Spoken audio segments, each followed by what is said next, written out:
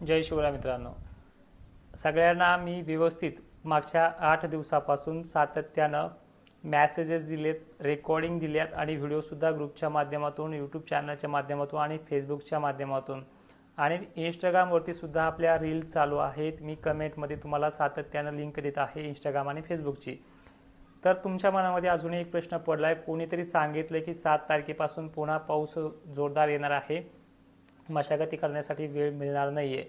तर हे सगळे भ्रम तुम्ही सोडून टाका. विश्वासाने सांगतोय, उद्याच्या 30 तारखेपासून म्हणण्यापेक्षा आजच्या संध्याकाळपासून विदर्भ कम्प्लिटली मोकळा होतोय, खानदेशही मोकळा होतोय. कशाला घाबरता हे समजत नाही आहे.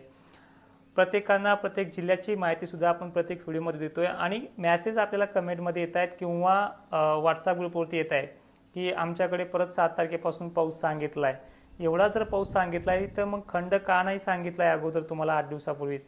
मी सातत्यानं तुम्हाला 24 तारखेपासून 23 तारखेपासून सांगतोय की हे सगळं 30 तारखेपर्यंत चालणार आहे. आणि आजच्या तारखेला सुद्धा 29 तारखेला काही भागांमध्ये पाऊस असणार आहे. काही रिक्सी कामं करू नका. पावसाची कंडिशन आजही नॉर्मल आहे. बऱ्याच ठिकाणी आज सुद्धा खंडाची तीव्रता आपल्याला पाहायला मिळणार आहे. जवळपास महाराष्ट्रातल्या 30 ते 40% भागात आज पाऊस नाहीच आहे. कारण की पश्चिमेकडनं पूर्वेकडे वारे बंगालच्या उपसागरात बनलेल्या लो प्रेशरमुळे हे टिकणार नाहीत. त्यामुळे तुम्ही घाबरू नका. कुठल्याही प्रकारचा अडथळा पेरणीमध्ये येणार नाही आहे. मग आता खंडामध्ये बिलकुल एकही थेंब पडणार नाही का? तर मित्रांनो, मान्सून हा मी कालही सांगितले अधिकृत घोषणा ही डिक्लेअर व्हायची राहिली आणि आज झाली सुद्धा की मराठवाड्यामध्ये आणि पश्चिम महाराष्ट्रात मान्सून दाखल झाला आहे आणि आज सकाळीच तो विदर्भातही दाखल झालेला आहे. पण मान्सून निष्क्रिय आहे. आजच्या 29 तारखेपुरताच तो मर्यादित राहणार आहे. नंतर फक्त पश्चिमेकडनं पूर्वेकडे वारे जोराने वाहतील. या उद्यापासून काही ठिकाणी आजपासून सुद्धा लग्न कार्यांना अडथळे येणार नाहीत. उद्यापासून ज्यांची लग्न असतील त्यांना जवळपास 10 ते 12 तारखेपर्यंत धोका नाही आहे. आता मेन म्हणजे खंडात पाऊस कसा आहे हे समजून घ्या. बंगालच्या उपसागरामध्ये लो प्रेशर बनलंय, त्यामुळे ते लो प्रेशर विजेपर्यंत 4 ते 5 दिवस थेंबही पडणार नाहीये. कोणत्या भागांमध्ये? महाराष्ट्रातल्या सर्व जिल्ह्यांमध्ये. तुम्ही म्हणताल आमचा जिल्हा आहे का, नाशिक वगैरे, कुठलाच भाग नाहीये. पाऊसच पडणार नाहीये 30 तारखेपासून.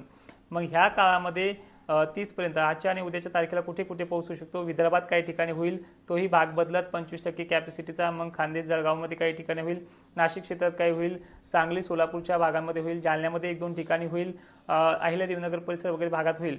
पावसाची तीव्रता गरमी असेल जास्त तर जास्त पडेल, गरमी नसेल, वारा असेल, थंड असेल तर जास्त पडणार नाहीये. हे ठळकच मुद्दे मी आज घेणार आहे. आणि पेरणीसाठी तुम्हाला जवळपास 3 ते 4 तारखेला ज्या पाळीचे रान असतील त्यांना 1-2 तारखेलाच वापसा होऊन जाईल आणि ज्यांना लयच पाणी साचलंय अशा शेतकऱ्यांच्या 4 ते 5 तारखेला वापसा होऊन जातील.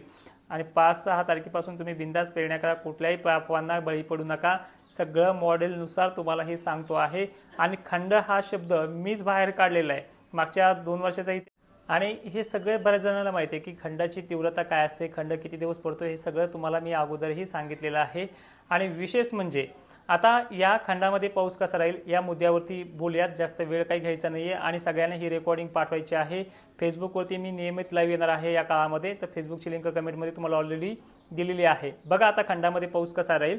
तर जवळपास 5 ते 6 तारखेपर्यंत पावसाची तीव्रता बिलकुल 100%पेक्षाही कमी आहे. म्हणजे बिलकुल नाही म्हणलं तरी चालतंय. आणि या काळामध्ये फक्त कोकण किनारपट्टी, मुंबईमध्ये वारे जोराने आणि फटकारे फिटकारे सांगली सोलापूरच्या भागांमध्ये होत राहतील. आणि विशेष म्हणजे हे जे काही 7 तारखेपासून पाऊस सांगतायत ज्या भागांमध्ये, हा पाऊस सुद्धा फक्त 10% 15% कॅपॅसिटीचा आहे. म्हणजे वापसा मोड होणार नाहीये.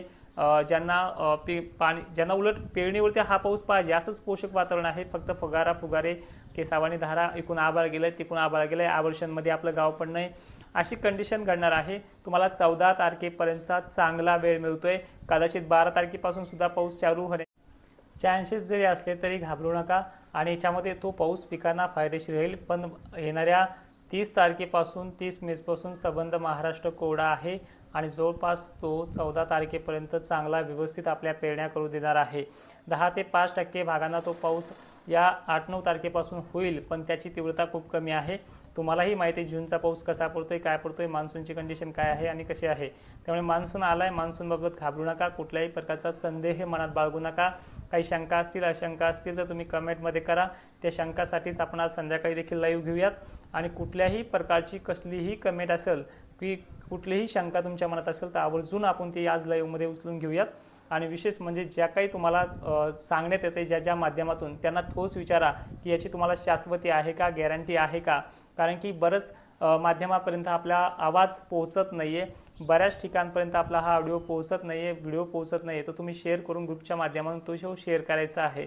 आणि फेसबुकवरती आपण ह्या गोष्टीसाठीच हे करतो आहे की जो कोणी चुकीच्या कमेंट करत असेल फेसबुकवरती त्याचं नाव ऑलरेडी येतं आहे, त्यामुळे तिथे सुद्धा आपला लाईव्ह कंटिन्यू चालू असतो. तर बघा मित्रांनो, अशा पद्धतीची सगळी कंडिशन आहे. आता तुमच्या मनात येईल की पुढचा पाऊस मग कधी आहे. तर पुढचा पाऊस या जूनच्या दुसऱ्या आठवड्याला शेवटच्या दिवसाला आहे. 14 तारखेपासून तो पाऊस ॲक्टिव्ह होईल. दुसरं लो प्रेशर बनायला 12 दिवसाचा कालावधी लागणार आहे.